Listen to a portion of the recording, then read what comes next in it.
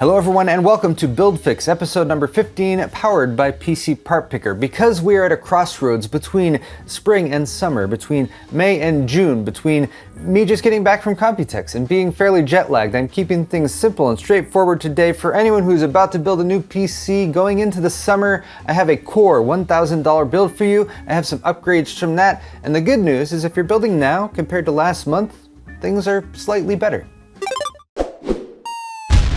Excellent!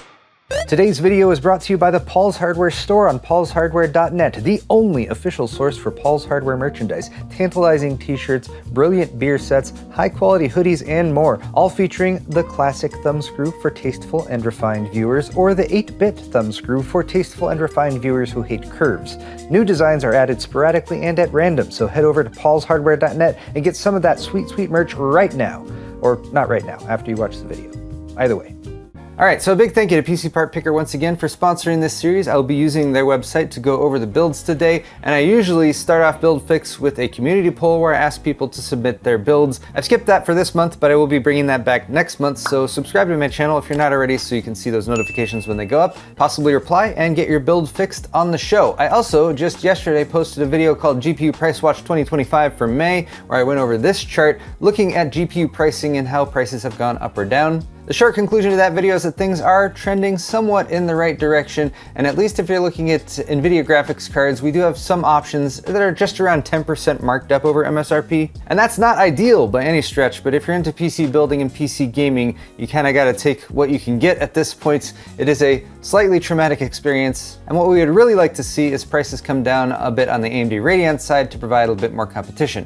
But feel free to check out that video if you want a little bit more analysis on the situation. For now, I'm going to focus on the builds, and I've put them on a little chart right here so we can easily distinguish between them. I'm recommending building on AMD's AM5 platform right now because it has the best CPUs for gaming and it has some longevity. AMD should be launching more CPUs on this platform in the future, whereas the Intel platform right now is supposed to go end of life. They're only doing like 1 or 1.5 generations there. But as you can see, I have all the parts listed for a PC build over here, starting with a 6-core CPU, which you should be able to get for around $200. For memory, you should opt for a 32 gig DDR5 6000 kit to pair with the AM5 processor. That should run you about $90 right now. There are plenty of motherboard options, and the chipset you want to aim for is B650, B850, or possibly look for a deal on an X670 or X670E chipset board. But you shouldn't need to spend more than about $150 there. For a case, there's tons of options. Here is where you can kind of go crazy in terms of choosing the aesthetic choice that most fits you. But you can get a really solid case for around $70, and that includes fans. If you are buying a case, make sure it includes fans, or add in some more fans so you can have some airflow through your system. For storage, a 2TB NVMe drive should cost you about $90. For a power supply, look at your graphics card and get the power supply wattage recommended for your graphics card. If you're going anything up to a 5070 Ti, you can get away with 750 watts. If you're considering a 5080 or a 5090 even, then up that to 850 or 1000 respectively. And like it or not, the graphics card to buy right now, if your GPU budget is $300, is going to be the RTX 5060, because that's what's actually on the market. That's what you can actually add to your cart and buy right now for $300. These cards are limited to an 8 gig VRAM buffer, so if you're planning on upgrading your monitor in the future, or if you're currently running a 1440 monitor or above, especially if you're running high refresh rate like 144 Hz plus, this card is going to be held back by its 8 gig VRAM buffer, so keep that in mind. You might also have some personal feelings about some of the shenanigans that NVIDIA played with the launch of this card. I did a video on that during my Computex coverage if you didn't catch it. But with all that considered, if you're buying in this range right now, it's kind of the only GPU to get, at least until next week when the 9060 XT launches from AMD. That should have 2 versions with 8 gigs and 16 gigs for $300 and $350 respectively. So if you're looking for a 5060 alternative for around $300, it's probably going to be one of those GPUs, but hold out and watch for reviews to come.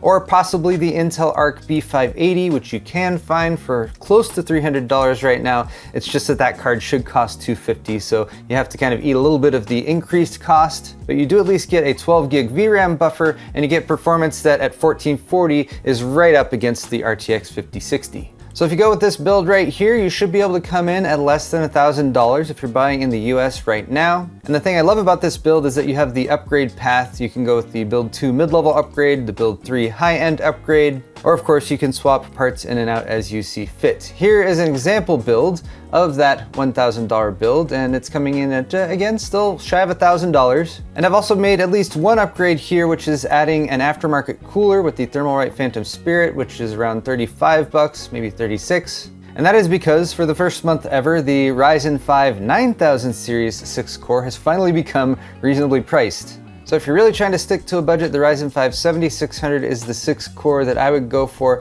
Don't go for these 8500 Gs or Fs or anything. They have less cache. They're not as good for gaming, especially if you're pairing them up with a discrete graphics card. But this comes in at a little under $200, and it comes with a stock cooler, so you don't need to spend an extra $30 or $40 on that. So again, if you're trying to stick to a budget, the 7600 is the way to go. 7600X will perform a little bit better because it's got a higher frequency, but it doesn't come with a cooler in the box. So that's kind of the slight upgrade, and if you're gonna get an aftermarket cooler, then go for that. But the 9600X is now down to about $208. So for my money there, if you're looking at the 7600X, I would opt for the 9600X, because that's a great deal right now, but only if it's about the same price. The 9600 is like $262, we'll just ignore that. But cool, we've got an upgraded processor out of the gate. I've added our air cooler along with that. As mentioned, there are a ton of nice motherboards down in about the $150 range. This is an Asus TUF B650 Plus Wi-Fi.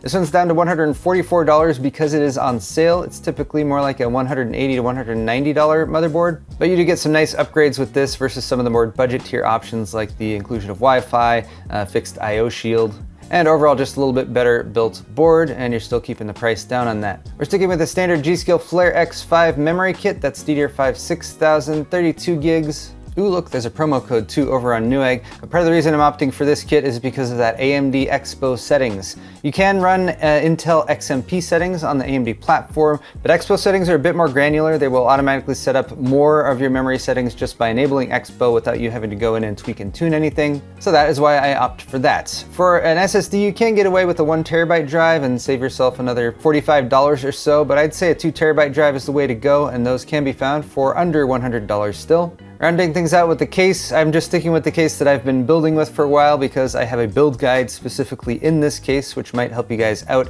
If you are building for the first time, that's my full tutorial for 2025 that just went up a few weeks ago. That's a great case for about $70. It does include fans. There's a version without fans for like $50, I think, and then you could add your own if you want. And then likewise, we have the same power supply as last month, because with some rebates and promo codes, it's down to $65, and this one does have a 12V2x6 dedicated cable, which means if you're installing one of NVIDIA's 40 series or 50 series graphics cards, you have a dedicated connector for that rather than having to use an adapter. The other kind of silver lining about the 5060 actually being $100 right now though, and I'm not sure if you can tell, is that there's 5060s out there that still have the standard 8-pin power connector. So if you find a good deal on a power supply that doesn't have 12V2x6 and you're going for something like a 5060, or if you're planning on doing an upgrade to like a Radeon card in the future that still uses those much more reliable 8-pin PCI Express graphics power connectors, well then you do have that option, and that might open up the range of power supplies that are available to you as well, and you might be able to find a good deal there. So going back over to the build guide spreadsheet, I left the graphics card for last year because that is sort of the easily swappable part. So again, if you find a good deal on a potential GPU upgrade like a 5060 Ti 16 gig, for example, even an RTX 5070, you can easily drop that in. Or you could just consider the build to mid-level upgrade options. Here, if you're using the CPU, memory, motherboard case, SSD, and power supply from the core build, all we're really doing is upgrading the graphics card. Granted, it's a $500 plus upgrade because 5070 Ti's are $840 right now. Then I've also recommended upgrading the CPU cooler here to an aftermarket one. I already did that with my example entry-level build, but all you really need to do is swap those parts in. The total will come up to around $1,550. And then I have a list here of other potential upgrades to kind of consider in this mid-tier, like the CPU, for example. The best CPU for gaming is the 9800X3D, but that costs $420 to $450. The 7800X3D is kind of like the second best CPU for gaming, minus the 9000X3D parts. That one you can find for closer to $300, maybe $320 right now. So especially if you're going for a higher end GPU, the 7800X3D I would consider, or maybe just going all the way up to that 9800X3D. And of course, other options here, like you could add more storage, like another 1 or 2 terabyte SSD, or consider other GPUs in this range, like the RTX 5070 or the RX 9070 and 9070 XT, if those prices ever come back down to the realm of reality. Of course, some of you guys out there might be going for that high-end build, so here's an example of how you can get a very high-end system for around $2,335. We're sticking with that 5070 Ti because you get the 16 gigs of VRAM, and the upgrade to the 5080 is a little bit tougher right now. The 5080s are still close to 40% markup over MSRP, which is tougher to swallow. But if you are going high end and you're considering investing $2,000 plus in a system, I'm also kind of assuming that maybe it's not just for gaming. Maybe you're doing crossover stuff where you actually need a better CPU for handling heavy lifting CPU tasks. Maybe you want to upgrade your memory as well. So for the CPU here, I'd say go for the 9800X3D if your focus is purely on gaming, but also consider these 12 and 16 core options like the 9900X3D and the 9950X3D. You might also consider something like a 360mm all-in-one liquid cooler. I don't really recommend that for the 9800X3D. It's pretty overkill, but if you are going for a 12 or 16 core, you can get some more value there. But I don't recommend spending over $100 on an all-in-one liquid cooler. It's just not worth it. And then here again, also leaning towards the workstation side of things, upgrading your memory to a 64 gig kit, or also remember that they have 24 gig modules right now, which means that they have 48 gig and 96 gig kits available. And I was able to find a pretty good 64 gig kit for less than 150 bucks. Here you might also look at upgrading your motherboard. There are some solid X870E or X670 or X670E options that will give you more connectivity because it has a double chipset. And there I'd recommend looking at boards in the $250 to $300 range. Yes, there are plenty of motherboards that cost $400, $500 plus. I don't think the extra money is really worth it there. Unless you just see the motherboard and you're like, oh, it's beautiful. It's $500, but it's beautiful, so I want it. You know, don't let me dissuade you there, but just spend your money on performance first and then aesthetics. Lastly, for your power supply, especially if you're going for, again, a higher end 5080 or 5090, upgrade that power supply to an 850 watt or 1000 watt version. Then here you have lots of potential upgrades like adding more storage. You could also add mechanical hard drives as well if you want maximum storage. GPU options in this range also vary. You have the RX 7900 XT and XTX on the AMD side that are still providing some compelling value if you need a lot of VRAM.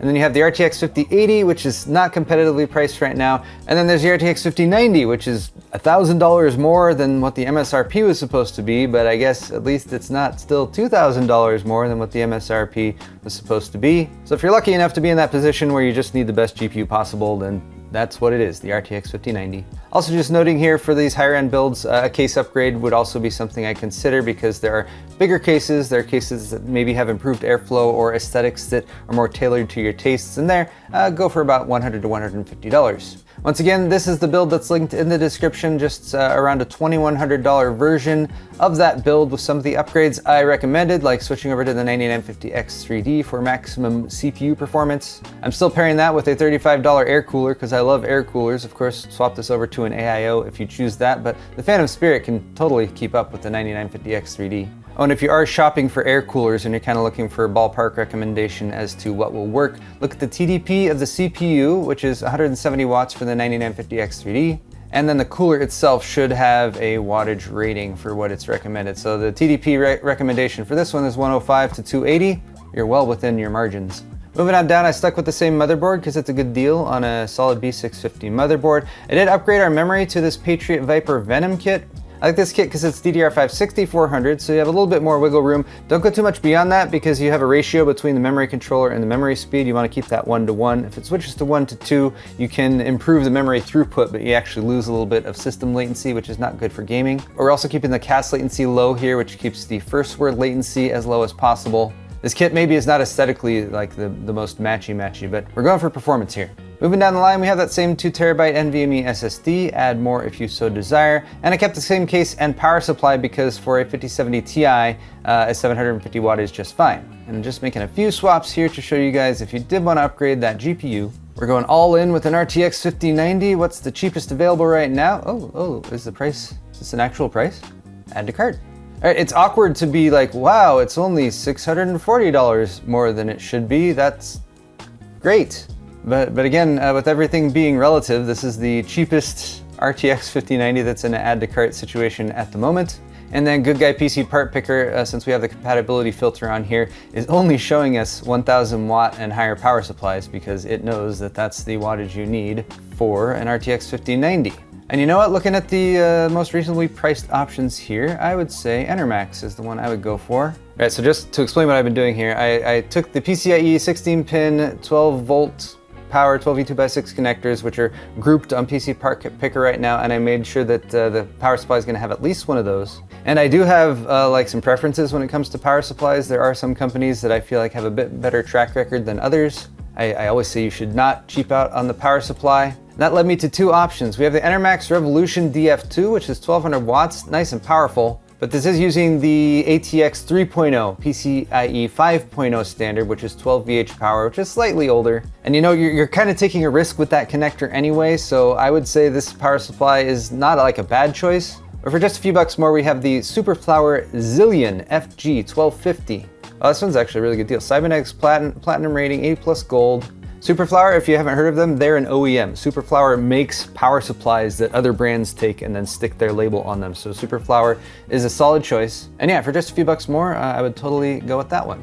So we have once again cranked the price up quite a bit. We're now just shy of $4,000. But we have like a really high-end system now with a 1250 watt power supply, an RTX 5090, of course. We probably would want to add more storage at this point, but we got a 64 gig memory kit and a 9950X3D 16-core processor. So for both gaming and streaming, video editing, a whole range of higher-end workstation-y stuff that you might do, this PC would totally tear it apart. And I think that is going to do it for this video. So you guys, links to the builds that I put together are down in the video description. You should check those out. Thank you to PCPartPicker once again for sponsoring the Build Fix series. Getting the May episode in at the last moment here, but that does still count. Stay tuned for tech news this weekend. Back to my regular schedule next week. Thank you guys once again for watching. Check out the store at paulshardware.net if you want to buy yourself some high quality shirts, mugs, pint glasses, or other merchandise to help support the channel. And we'll see you all in the next video.